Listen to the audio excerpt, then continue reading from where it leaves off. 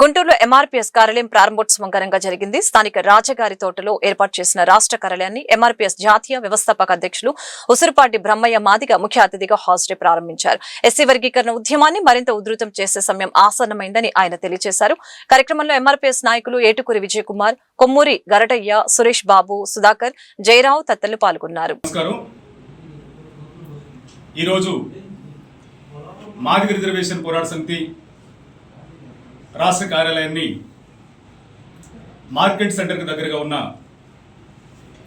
రాజావారి తోటలో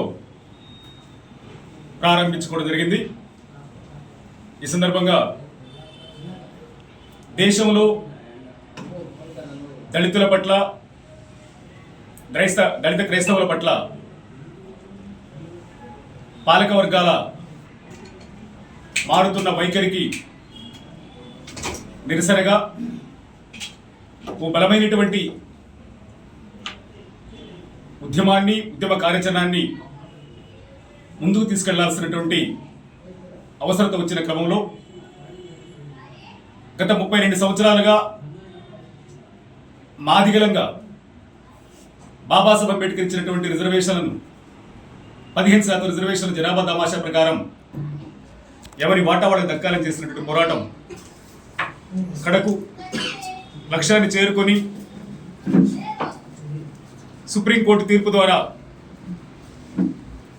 ప్రధానంగా ఆంధ్ర తెలంగాణ రాష్ట్రాల్లో వర్గీకరణ ముందుకొస్తున్న సందర్భంలో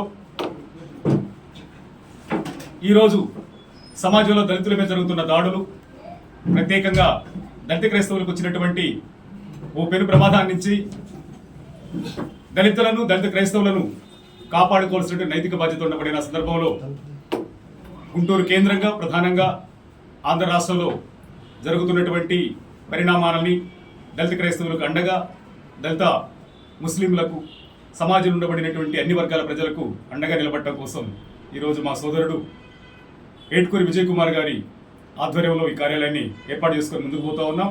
అదేవిధంగా ఈ నెల 20న దళితులు క్రైస్తవ మతంలోకి మారితే ఎస్సీ హోదా రద్దవుతుందని చెప్పని సుప్రీంకోర్టు ఇచ్చినటువంటి తీర్పును నిరసిస్తూ ఈ నెల 20న ఎల్ఈఎం గ్రౌండ్స్లో భారీ బహిరంగ సభను ఎంఆర్పీఎస్ మరియు దళిత ప్రజా సంఘాలు, క్రైస్తవ సంఘాల ఆధ్వర్యంలో నిర్వహించడం జరుగుతూ ఉంది.